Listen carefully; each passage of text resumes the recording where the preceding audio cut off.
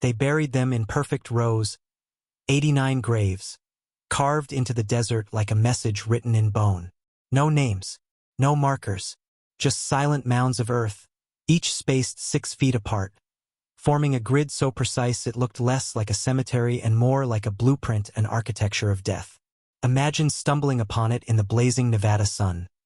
The heat pressing against your skin, the silence of the desert broken only by the hiss of wind through Joshua trees, and then the realization that you're standing on top of 89 forgotten lives.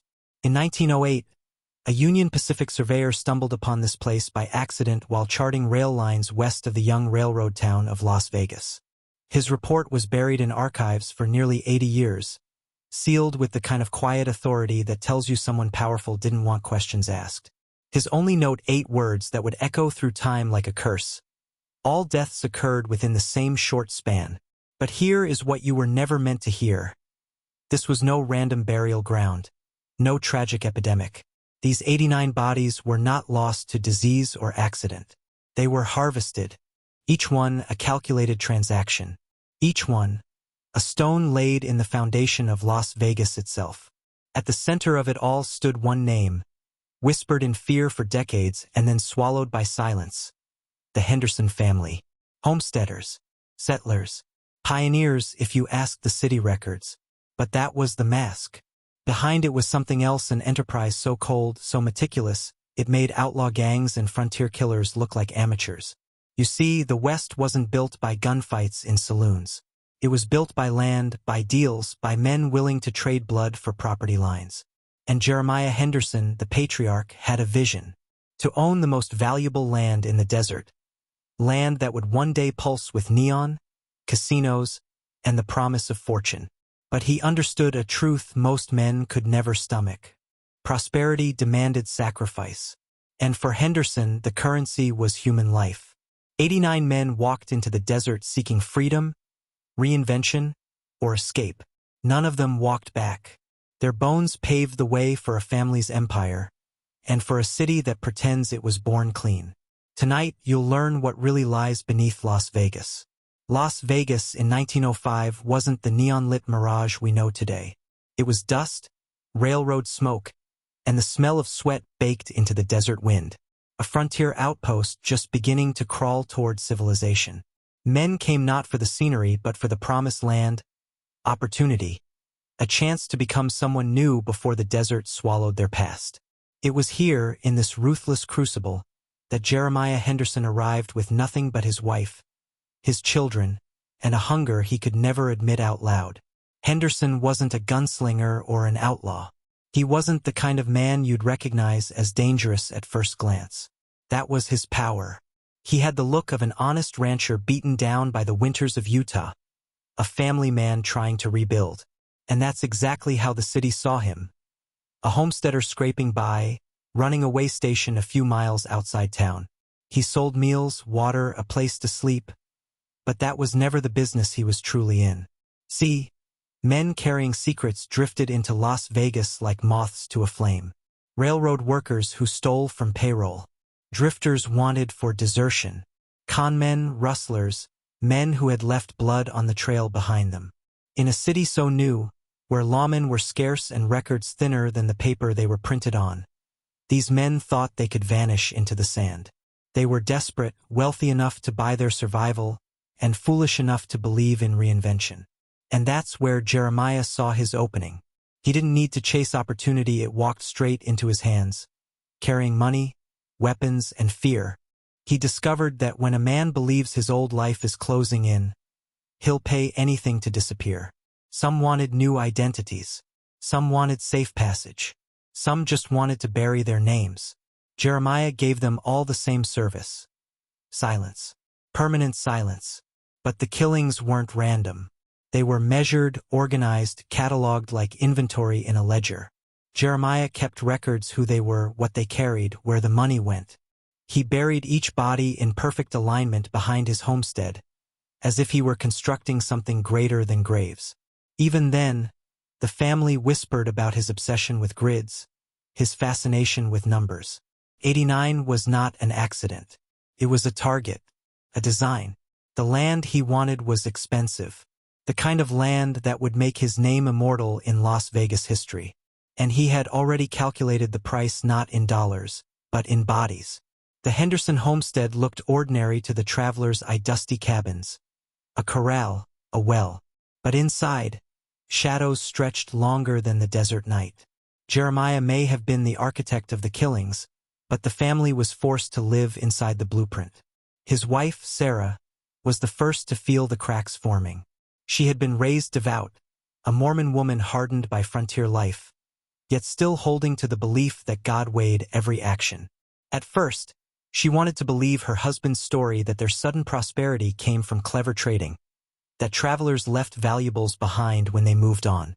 But Sarah was not naive. She noticed the inconsistencies.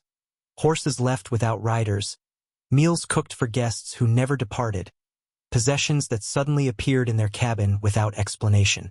The truth revealed itself in fragments: mud on Jeremiah's boots when he claimed to be resting, the faint smell of disturbed earth on his clothes, the way he kept counting, always counting, as if tracking something invisible.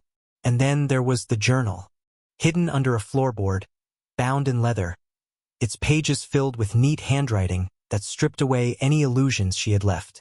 It wasn't rage or madness she saw in those words, it was calculation.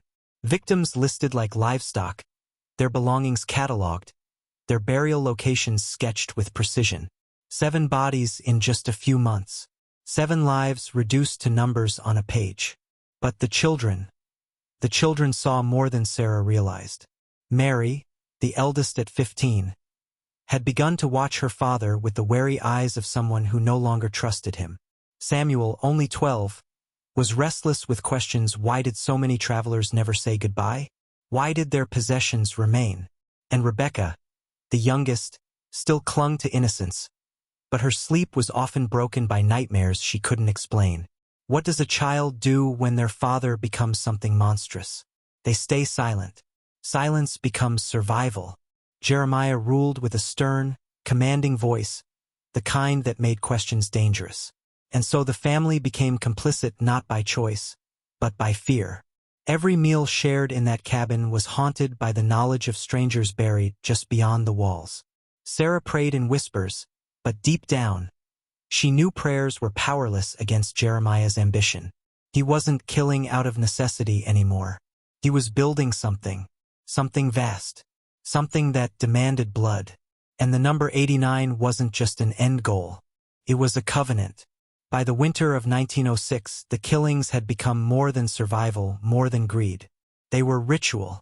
Jeremiah's methods evolved into a pattern so meticulous it bordered on sacred geometry. Every burial was measured, every mound spaced precisely 6 feet apart, forming a growing lattice of death stretching behind the Henderson homestead. To outsiders, it was just desert scrub. To Jeremiah, it was a ledger written into the soil, a contract only he could read. Las Vegas was still small in 1906, barely more than a cluster of streets, saloons, and the railroad depot, but even in small towns, whispers travel faster than trains. Men disappeared in the desert all the time. Bandits, bad weather, the occasional feud settled with a pistol. But these vanishings were different. They were clean, too clean. No gunfights, no bodies dragged into town. Just men who walked into the valley and were never seen again. The first whispers began in the saloons. Drifters muttered about a way station south of town, a place where men could start over if they had money. To some, it sounded like salvation, a chance to buy a new life in the desert. To others, it sounded like a trap. The name that floated behind the rumor was always the same: Henderson. Jeremiah never advertised, never promised anything directly. That was his genius. He allowed the story to grow like wildfire among desperate men, who carried it further than he ever could. They thought they were seeking him, but in truth, he was selecting them. Men with cash, with secrets, with no one to ask questions when they failed to return. And yet, there were those who sensed the danger. Ranch hands told stories of travelers who stayed at Henderson's homestead and left behind their horses, their gear, their possessions, but not themselves. Miners swore they saw him at dawn, hauling supplies toward the desert, his son trailing behind with a shovel. One prospector claimed he stumbled across fresh-turned earth near Joshua trees, and heard a sound he never forgot. The faint echo of a child crying underground. Of course, no sheriff rode out to investigate. Law was paper-thin in Nevada territory, and men vanishing was as common as dust storms. Besides, Jeremiah was careful. He donated to the church. He bought rounds of whiskey in the saloon. He played cards with businessmen from Los Angeles and Salt Lake City, losing just enough to appear unlucky. In public, he was respectable. But in private, the whispers gave him power. The Henderson name became both feared and sought after. Some men came willingly, clutching their savings, begging Jeremiah to erase their old lives. Others avoided him, crossing the desert wide rather than pass too close to his land. Either way, the pattern was set. Henderson had become more than a settler.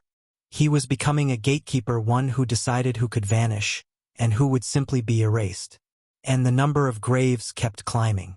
By 1907, Jeremiah Henderson understood something most settlers never would. Murder alone does not build an empire. It only creates silence. To transform that silence into power, he needed legitimacy, land, deeds, connections with men whose names would be written into history. And so, Henderson began to step carefully into the world of business. He started small. A parcel of scrubland near the depot. A lot purchased under another man's name, then quietly transferred. The money that funded these acquisitions was never his, it came from the pockets of the 89 he was working toward. Blood converted into paper, paper converted into ownership. That was the alchemy of empire. But Jeremiah was more than cunning. He understood psychology. He knew men in the city would never question wealth if it appeared in the right hands, at the right time. He positioned himself as the hard-working homesteader who had caught a stroke of luck. He invited local merchants to dine at his table, serving meals bought with the gold and bills of his victims. He let businessmen see his children hauling water, his wife treating illness, so they believed his fortune came from grit, not grave soil. And behind closed doors, he began to court more dangerous allies. Los Angeles investors, mining men from Tonopah, railroad supervisors from Union Pacific, all of them hungry for land. All of them willing to overlook inconvenient details if profit was involved. Henderson made himself useful, whispering rumors of parcels no one else knew were available, offering small loans that bound men to him in quiet obligation. Every alliance he forged tightened his hold on Las Vegas's future. Because while others saw desert scrub, he saw inevitability. The railroad would bring more settlers. The land around Fremont Street would become the beating heart of the city. And when that happened, the man holding the deeds would not just be wealthy, he would be untouchable. But none of them knew the truth. None of them knew that the very coins Henderson laid on the table at card games, the whiskey he bought in saloons, the properties he signed for all were stained. He was laundering blood into legitimacy, and no one had the courage to ask how a broken rancher from Utah had suddenly become a man of means. He told Sarah once, with that same cold conviction, "Men build their futures on sacrifice. The difference is, I don't pretend the sacrifices aren't human." And the graves kept multiplying. By mid-1907, the Henderson Homestead had become a theater of quiet horror. Jeremiah's obsession with the number 89 consumed him. Every new victim was not just a man to be eliminated. He was a step closer to the fulfillment of a plan that blended greed, geometry, and ritual. Each burial was catalogued with the precision of a surveyor, each mound aligned like points on an invisible map that only Jeremiah could see. Inside the family, tension had grown into something unspoken but palpable. Sarah moved with careful caution, aware that every glance, every question, could trigger a cold dismissal or worse, the realization that her voice could no longer influence her husband. She had begun to tally things herself, travelers who never left, possessions that appeared suddenly, the strange precision of Jeremiah's nighttime excursions. But fear kept her silence tethered. Even the suggestion of resistance was dangerous. The children, meanwhile, became unwilling participants in the pattern. Samuel's hands grew calloused from digging, his mind sharpened by the knowledge that what he was doing was unforgivable. Mary developed a gaze that could pierce her father's quiet menace, sensing his ambition had long since severed any moral tether. And Rebecca, the youngest, barely able to comprehend the horror, began to have recurring nightmares of being buried alive in the desert, surrounded by faceless men whose eyes pleaded for recognition. Jeremiah himself was changing. He moved with the confidence of a man who had become untouchable, yet his focus sharpened into something almost spiritual. He began to see the desert not as land, but as a ledger. The graves were entries, each body a line item necessary for his ultimate acquisition. He spoke rarely of his intent to Sarah, and when he did, his words were measured. Each life traded is a step closer to permanence. I am building more than wealth, I am building inevitability. By this point, Henderson's network of influence had grown. Travelers whispered about his services. Businessmen sought him for property tips, unaware of the currency that had funded his rise. And yet, he never overreached. His killings were surgical, his timing immaculate. He knew that one mistake, one discovery, would unravel everything. The desert had become both his canvas and his shield, and the city, a blind witness to a legacy written in bones. 89 was no longer a number, it was prophecy. Each grave marked a step in a trajectory that would elevate Henderson beyond morality, beyond law, into the kind of historical shadow most men never encounter. And the more the family witnessed, the deeper they sank into complicity, trapped in a desert of secrets with no exit. By late 1907, Jeremiah Henderson's presence in Las Vegas had become almost mythical. To the townsfolk, he was a shrewd businessman, a homesteader who had clawed his way from nothing into prosperity. To those who dared whisper the rumors, he was a shadow in the desert, a man who could make others vanish as easily as drawing a breath. And while the city continued to grow around him, he operated like a silent puppeteer, moving unseen strings that no one dared question. The killings had grown more methodical. Jeremiah studied every visitor to his homestead like a general planning a campaign. He analyzed habits, mapped movements, and assessed the risk of disappearance. Only the most isolated, most vulnerable men were selected, those whose absence would stir no curiosity. By now, the process had a rhythm. Arrival, evaluation, the quiet promise of a new life, and then the suffocation, the burial, the ledger entry. The desert swallowed them all. Sarah's unease had hardened into a grim acceptance. She no longer questioned her husband's actions, but instead studied the patterns, memorized the nightly trips, and learned to anticipate the next disappearance. Her role shifted subtly. She became an enabler not by desire, but by survival. She treated the wounded, served the hungry, and maintained the facade of domestic normalcy, all while standing on the edge of a horror she could neither stop nor expose. The children's innocence eroded further. Samuel, once a boy filled with curiosity, now wielded the shovel with a mechanical precision. He learned not to speak, to anticipate his father's needs, to understand the unspoken rules of survival in the shadow of a man who could kill without hesitation. Mary and Rebecca carried the weight in quieter ways, Mary with a sharp gaze that never missed the subtle threats, Rebecca with dreams haunted by ghosts of the desert.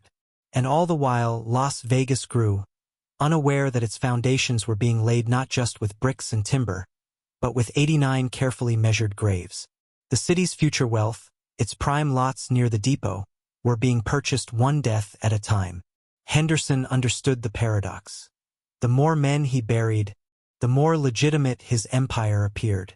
Death became currency. Bones became capital. By this point, Henderson was no longer simply a man pursuing opportunity, he had become a force. His influence spread quietly through saloons, through whispers in boarding houses, through the silent terror carried by travelers who would never return. And yet, he remained untouchable, protected by fear, ignorance, and the precision of his design. The desert was no longer just land. It was Henderson's ledger, and the city its unwitting beneficiary. By 1908, Jeremiah Henderson had transformed from homesteader into architect of a silent kingdom.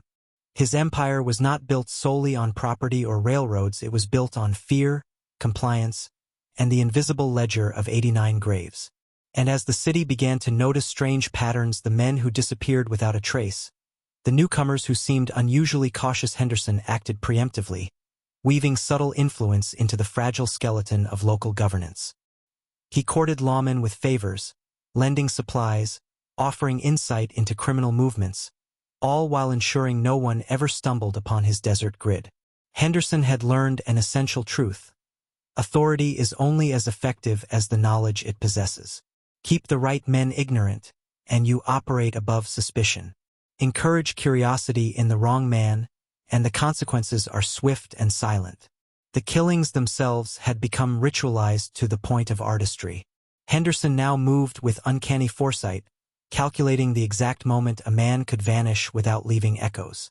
Graves were dug at night, the soil pressed down in perfect alignment, the ledger meticulously updated. Each death became a statement, a line in a master plan no outsider could read.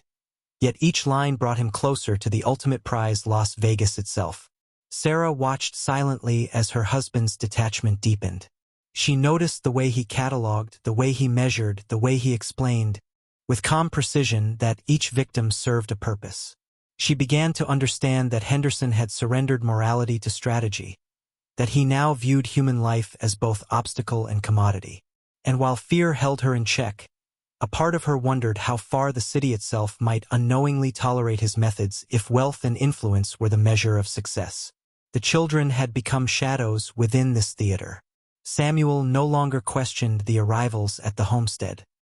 He observed, measured, and executed duties without protest, his mind absorbing lessons no boy should ever learn.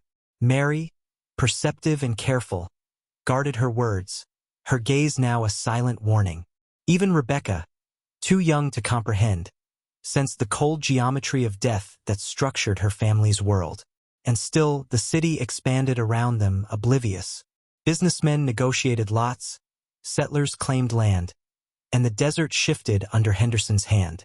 Each plot acquired, each deed secured, was paid for in the one currency the city could never account for: the bodies of men who had sought nothing more than escape and found only oblivion.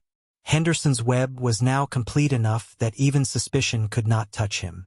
His empire was built on silence, strategy, and 89 precise deaths.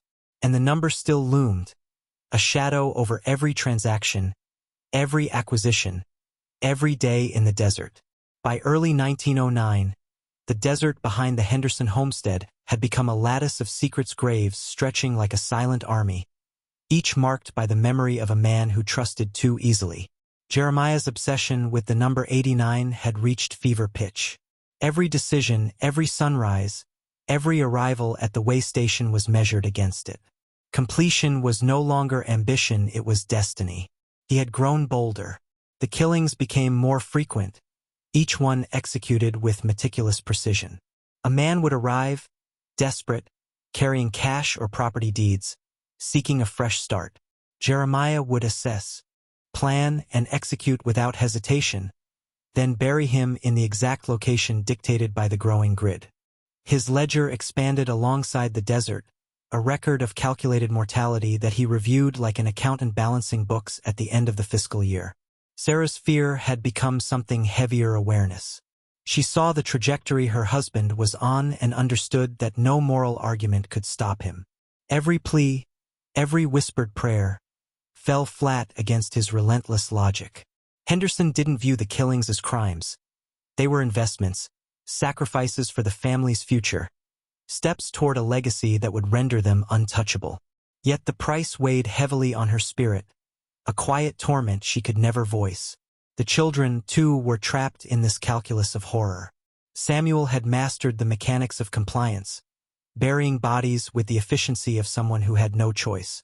Mary's gaze had become a shield, a way of watching, recording, and internalizing the scale of their father's empire. And Rebecca, the youngest, walked in the shadows of graves she could not understand, the cries of the lost seeming to echo in her dreams.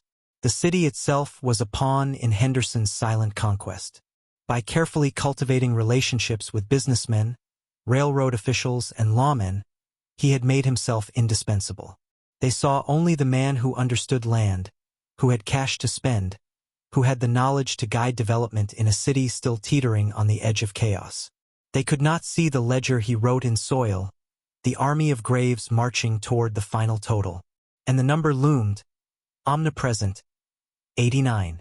Each new burial brought him closer to completion, closer to absolute control, closer to transforming mortality into ownership. The desert had become his canvas, the city his prize, and the family his witnesses, chained to a secret no one outside could comprehend. Henderson's campaign was almost finished. The final steps, however, were the most dangerous and the most symbolic. Every choice now mattered. Every move could either secure his empire or unravel it entirely. By mid-1909, the Henderson homestead had transformed into a crucible of calculated terror. Jeremiah's obsession with the 89 graves had reached its apex. The desert grid behind their cabins was nearly complete, a testament to cold logic and human cruelty, each mound a monument to a life extinguished in pursuit of power. And now, the final phase demanded a precision that bordered on ritualistic mania. The killings accelerated. Henderson had become almost clinical, executing his operations with unwavering discipline. The desert absorbed them silently, the wind erasing footprints as if nature itself conspired with him. Each burial was reviewed in his ledger, the arrangement of bodies measured with the care of an architect overseeing a masterpiece. He no longer spoke of morality, only necessity, efficiency, and the relentless pursuit of completion. Sarah's dread had evolved into terror laced with resignation. She watched her husband transform nightly, moving through the homestead with the quiet authority of a man who had merged ambition with bloodlust. Every glance, every word, every step was calculated, leaving her and the children trapped in a web of complicity. She understood now that resistance was meaningless. Survival depended on obedience and silence. The children's innocence had long since dissolved.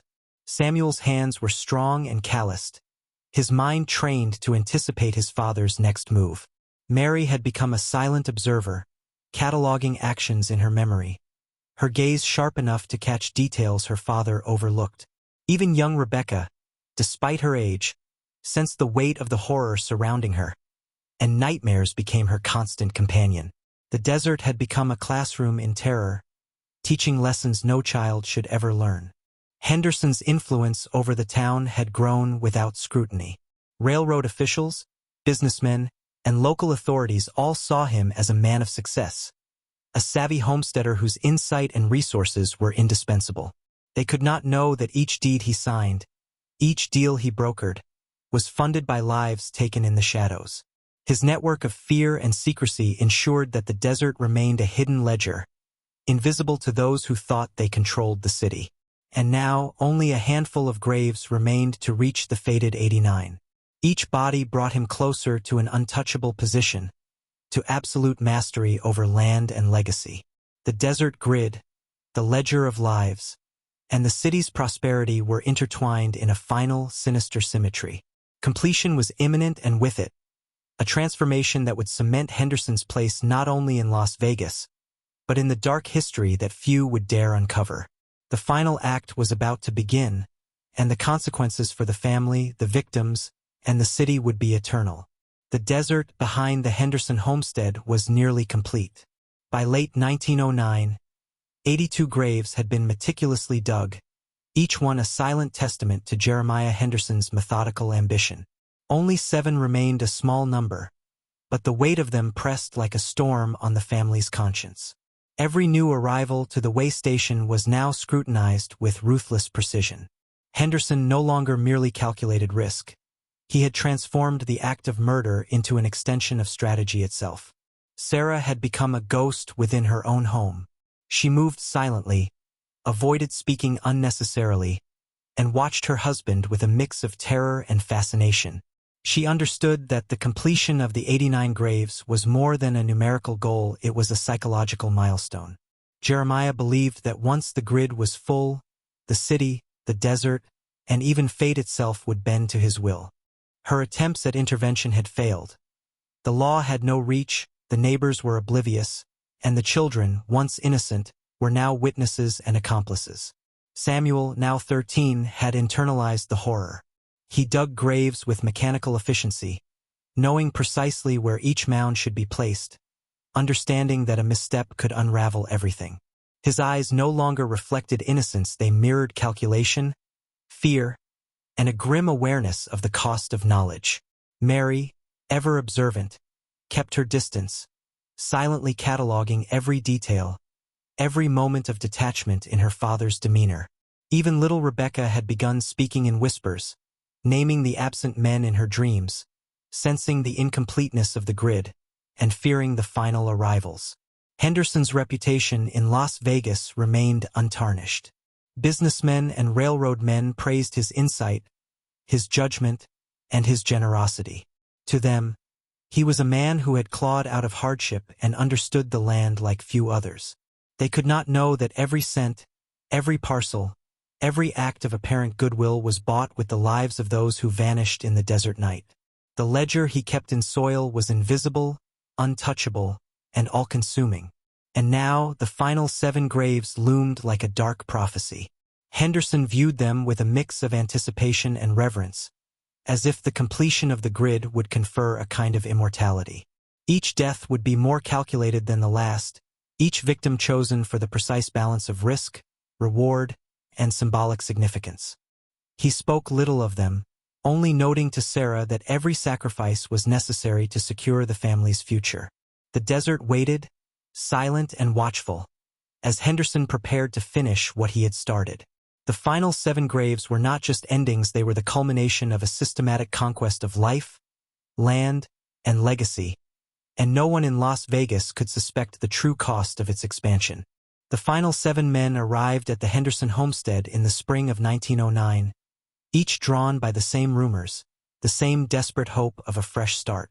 Jeremiah Henderson, now a master of anticipation and control, assessed them with cold precision. Every detail mattered: wealth, isolation, and the absence of ties that might draw unwanted attention. Each man represented a calculated step toward completing the 89 graves, a number that had become an obsession, a ritual, and a weapon all at once. Sarah watched from the shadows, her heart heavy with dread. She understood, as she had for years, that resistance was futile. The men came willingly, believing in the promise of escape, the allure of anonymity in the growing desert city. They would never leave. She bore witness to the methodical suffocation, the careful placement in the pre-dug graves, the meticulous recording in the ledger that had dictated every act for the past 4 years.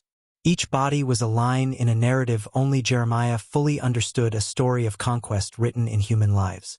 Samuel, now fully trained in the mechanics of death, assisted without hesitation. His childhood innocence had long since been stripped away, replaced with a grim acceptance of his father's doctrine. Mary observed silently, cataloging every movement, every calculation, every breath.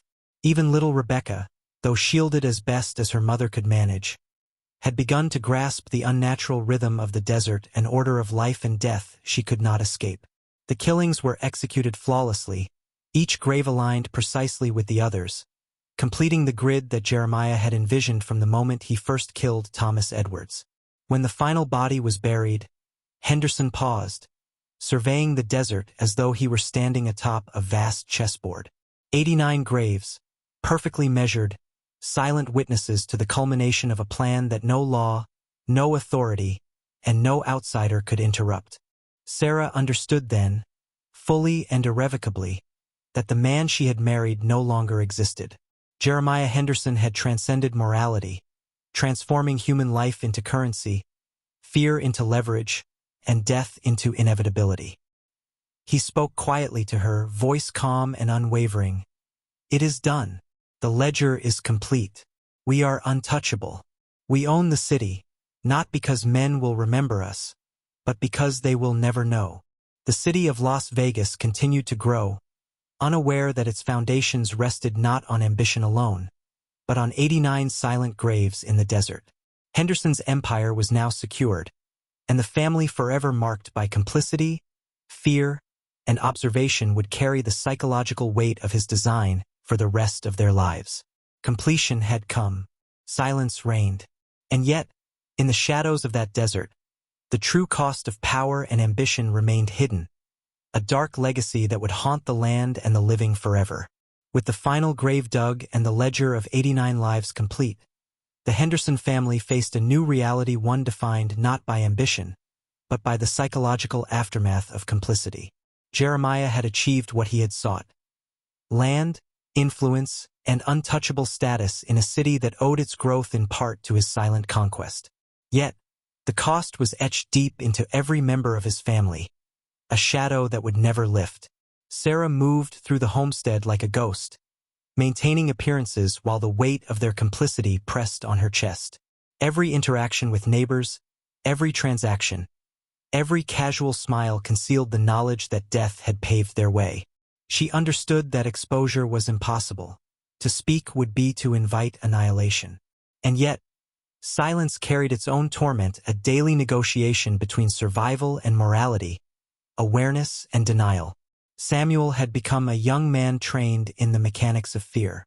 The desert had taught him lessons no school could offer: precision, observation, compliance, and the terrifying calculus of consequence. His understanding of human nature, sharpened by participation in his father's systematic killings, gave him power, but it also left scars invisible to the outside world. Mary's sharp eyes and Rebecca's quiet sensitivity were equally marked, shaping the way they viewed relationships, trust, and the subtle threats inherent in life. Las Vegas itself continued to expand, the city oblivious to the truth beneath its streets and lot lines. Henderson's acquisitions flourished. The land near the depot became valuable, sought after, and controlled by a man whose wealth had been earned in silence and shadow. Businessmen praised him, railroad officials relied on him, and settlers marveled at his seemingly uncanny insight. No one suspected that every fortune, every parcel, every act of generosity was underwritten by lives erased from history. Yet the desert held memory.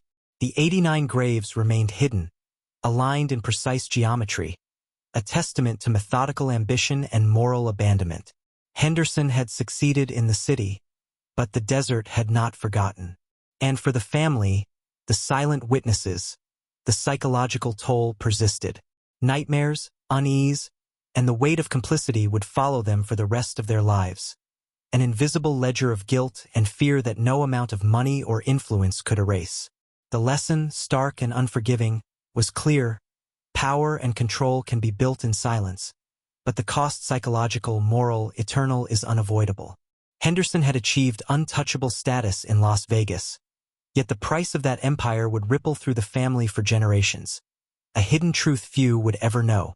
Halfway through this descent into forbidden knowledge, if you feel the weight of unseen truths pressing down on you, comment "Desert Ledger" twice below, lock in your awareness, and step fully into the reality that few men dare to witness.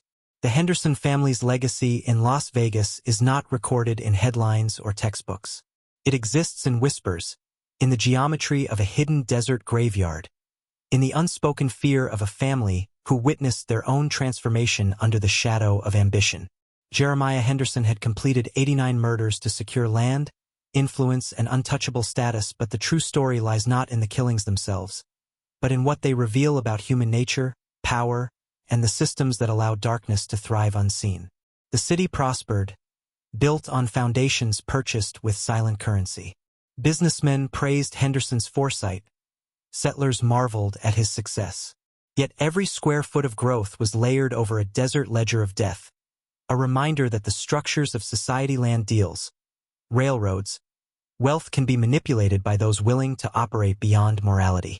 Henderson's genius was in recognizing a brutal truth: systems favor those who understand both the law and the shadows beyond it. For the Henderson children, the desert grid became a permanent teacher. Samuel's mind absorbed the calculus of risk, reward, and consequence. Mary's eyes cataloged patterns of deception and control. Rebecca, even as a child, carried in her dreams the awareness of human fragility and the cost of silence. They had all been transformed, irrevocably, by proximity to deliberate, methodical evil.